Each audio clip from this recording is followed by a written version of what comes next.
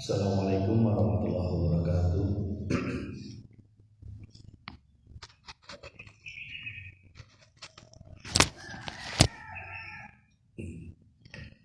Alhamdulillahilladzi arsala rasulahu bil huda wa dinil haqq liyudhhirahu 'alad dini kullihi walau karihal kafirun. Asyhadu an la ilaha illallah wa asyhadu anna Muhammadan abduhu wa rasuluhu la nabiyya ba'dah.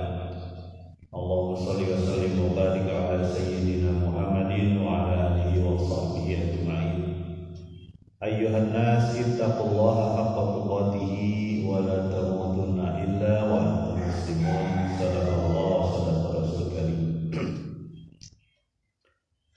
Alhamdulillahirabbil alamin. Jamaah kampung takwa, assalamualaikum. Mari kita lanjutkan lagi masih di surat Yasin. Kita sudah sampaikan bagaimana ada dua keadaan yang bakal terjadi bagi orang-orang yang mendustakan para rasul.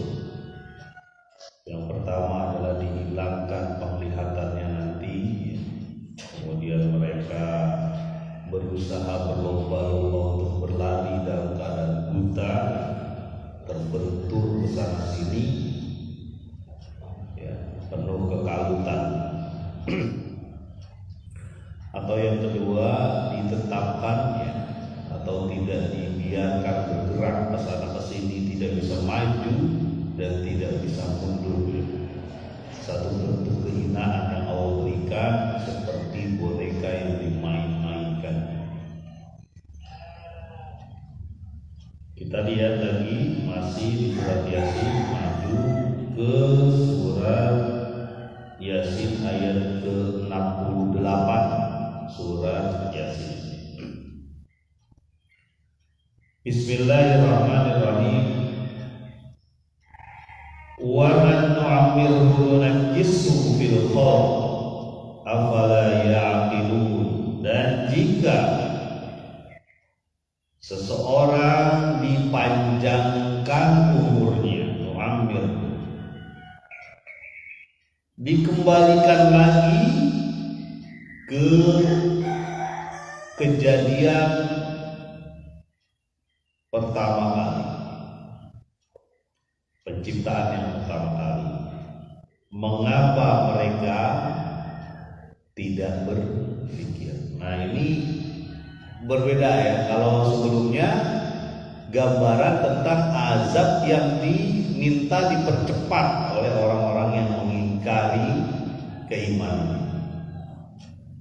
Sampai digambarkan mereka bakal seperti boneka, tancepan begitu saja, atau dibutakan matanya sehingga membentur ke sana ke sini ketika mereka berlarian.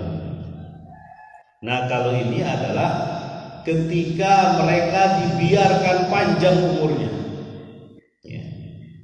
tidak mendapatkan azab dengan cepat, tapi dibiarkan panjang umurnya. Nah, orang yang dibiarkan panjang umurnya, dia akan kembali lagi kepada masa penciptaan awalnya, kembali ke anak-anak. Kalau anak-anak itu polos, kalau ada kesalahan kita senang aja melihatnya gitu ya. Artinya senang, masih kecil, belum ngerti. Tapi kalau itu dialami oleh masa tua renta, kesalahan itu jadi bahan olok-olok, dipoyokan terus. Kenapa? Jadi rasa kasihan, rasa kalau orang menjelang pikun kan gitu ya.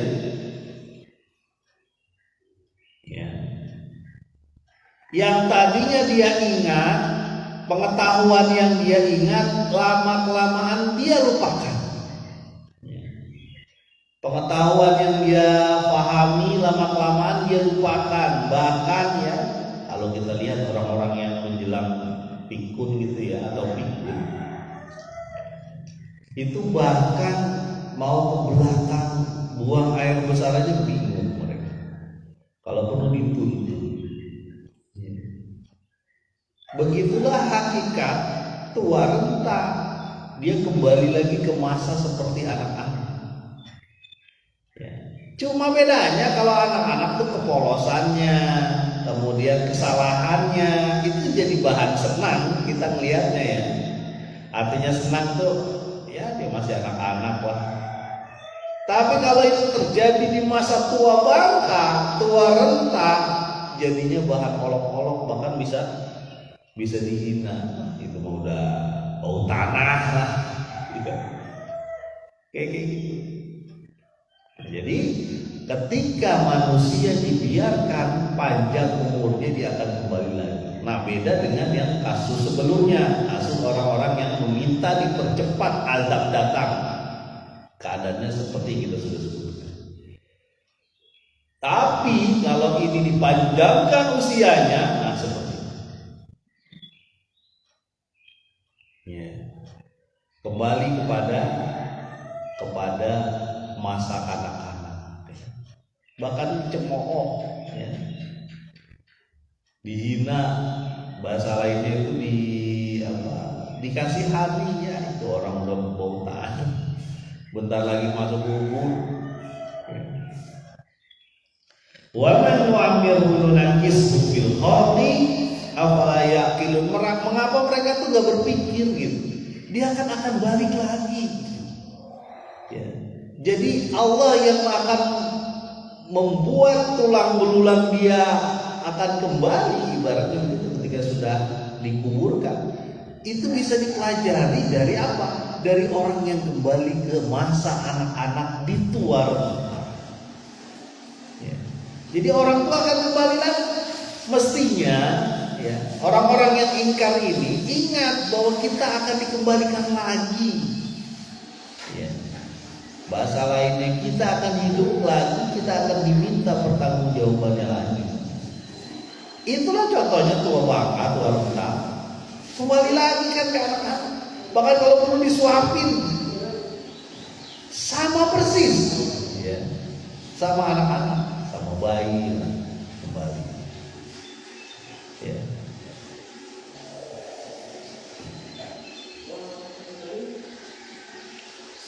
Nah, mestinya ini membuat kita berpikir, ya, membuat orang-orang yang mengingkari Rasul ini berpikir.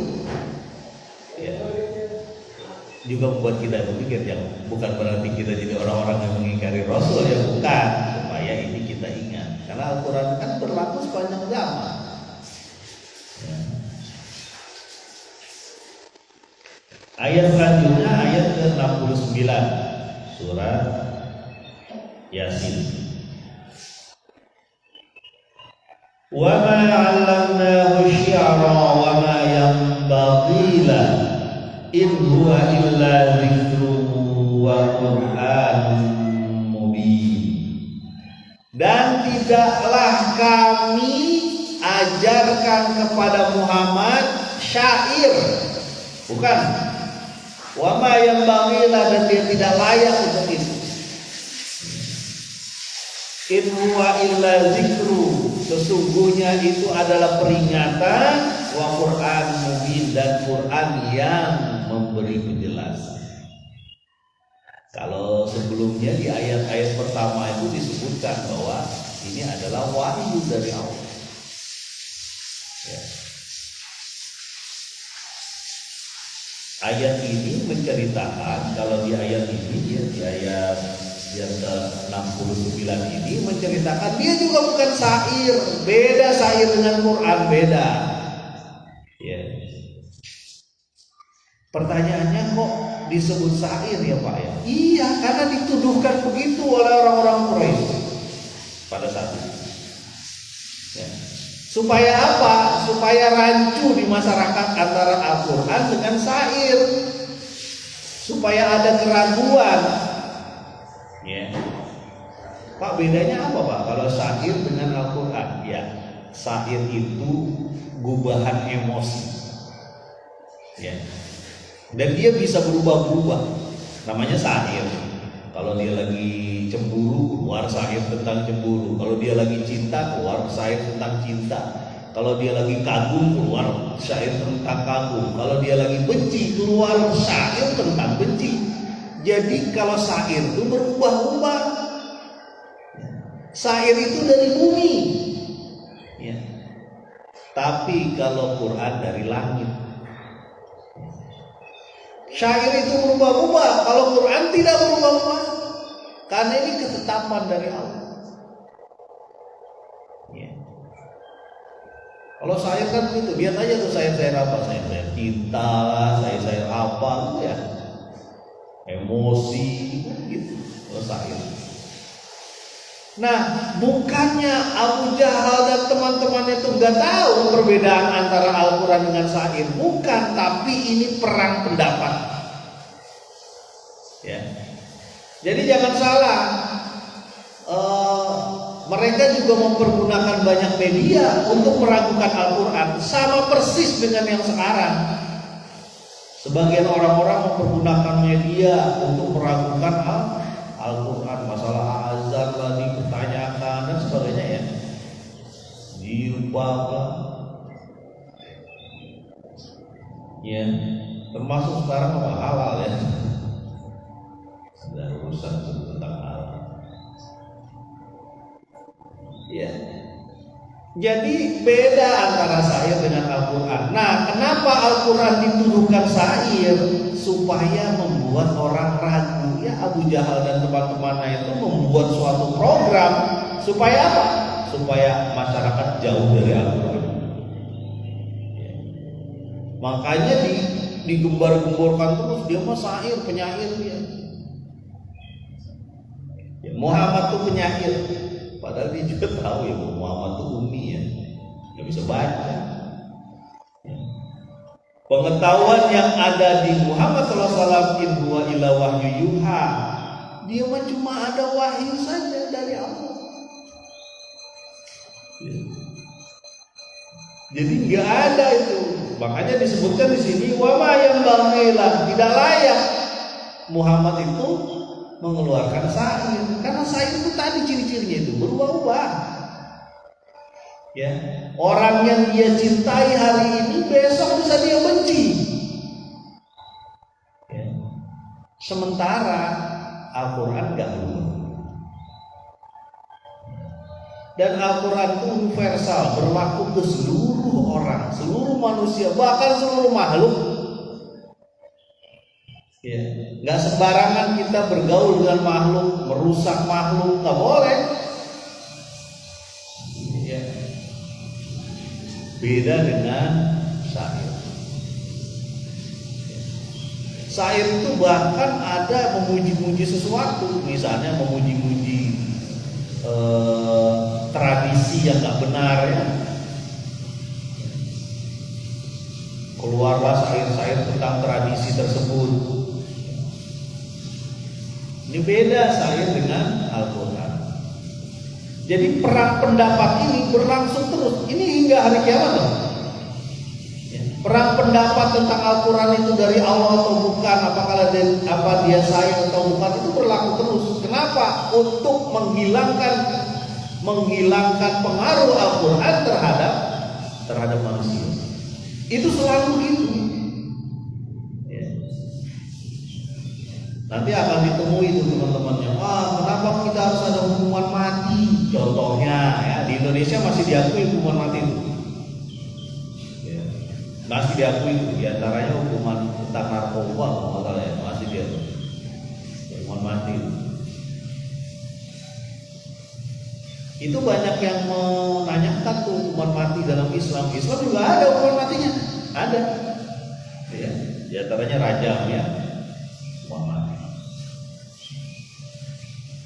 Di Indonesia masih belum, saya tidak tahu ya bagaimana hukum di Indonesia itu berkaca secara sepenuhnya itu kemana gitu ya. Tapi memang peninggalan zaman kolonialisme ya, belum menjadi hukum positif ya hukum Islam di Indonesia.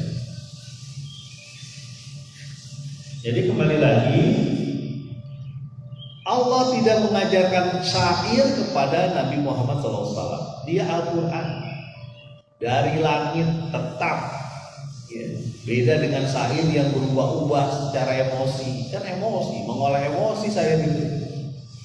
Kalau udah emosinya berbeda itu mulai bergerak ke darah dan daging gitu. Ya. Bahkan ada yang mutar-mutar apa ya, misalnya dilagukan dan sebagainya, syair-syair itu sampai bergerak ke darah dan daging. Ya. Jadi ini bentuk-bentuk beda syair dengan Al-Quran. Dan memang sengaja itu.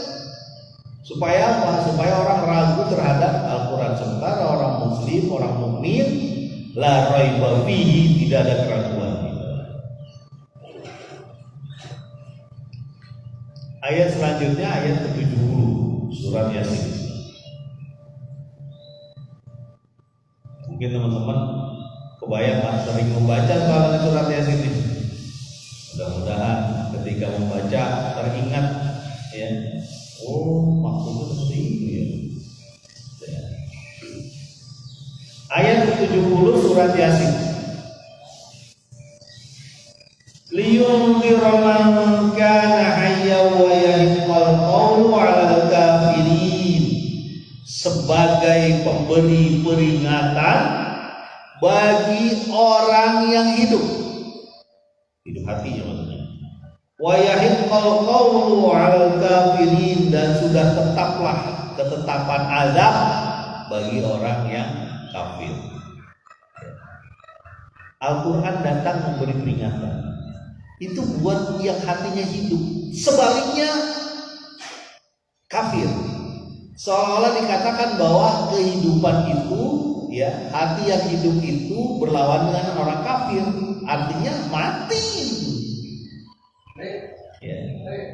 Orang yang hidup hatinya itulah yang layak diberi peringatan Al-Quran. Ya. Dia bisa merespon, bisa memberi timbal balik terhadap apa yang diberikan dalam Al-Quran. Sementara orang yang sudah ketetapan azab berlaku pada dia sebenarnya udah ngerti bahwa mereka layak diazab. Ya. Makanya bukan nggak ngerti Abu Jahal, Abu Lahab bukan nggak ngerti bahwa Muhammad benar, bukan. Tapi kesombongan dia, ya, kiber dia, rasa kiber dia, rasa sombong dia. Sombong itu kan merasa dirinya tinggi, merendahkan orang lain, menghalangi orang dari jalan Allah. Sombong. Ya. Hati yang begitu mati. Makanya disebut wayahiqqal qawlu 'alal kafir. Telah berlaku ketetapan azab bagi orang-orang kafir. Sementara yang satunya hati hidup, kehidupan, liyunziru man kana hayyan, untuk memberi kehidupan kepada seseorang yang hidup, memberi peringatan terhadap seseorang yang hidup. Artinya Al-Quran itu hanya bisa direspon, hanya bisa dinalar pada orang yang hatinya hidup.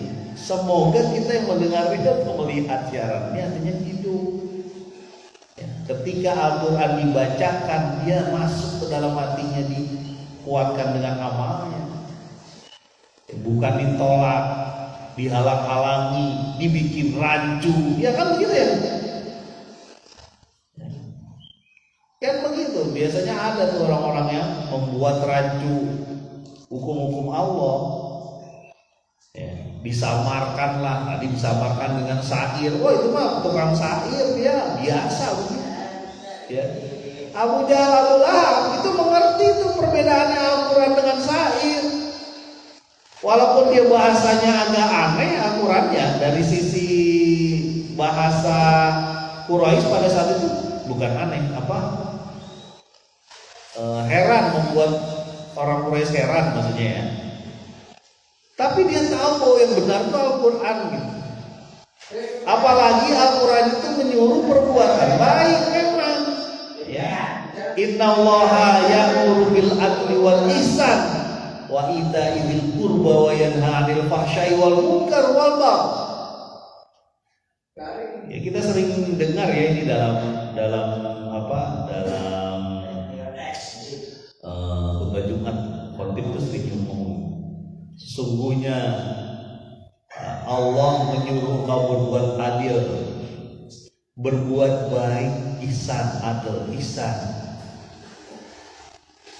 Kemudian menyantuni kaum kerabat,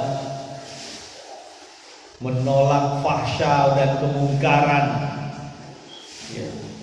Itu kan perbuatan-perbuatan baik. Makanya dalam satu pertemuan dengan salah satu suku, ya, Nabi Muhammad SAW dinyatakan begini, ini perkara tidak disukai raja-raja.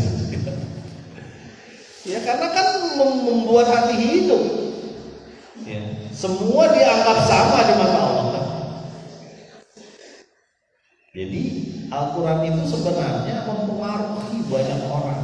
Cuma kesesatan dia, termasuk penyembahan dia terhadap nafsu dan setan, yang membuat dia jadi tidak menerima Al-Quran. Mudah-mudahan bermanfaat. Subhanakallahumma wa bihamdika, asyhadu an la ilaha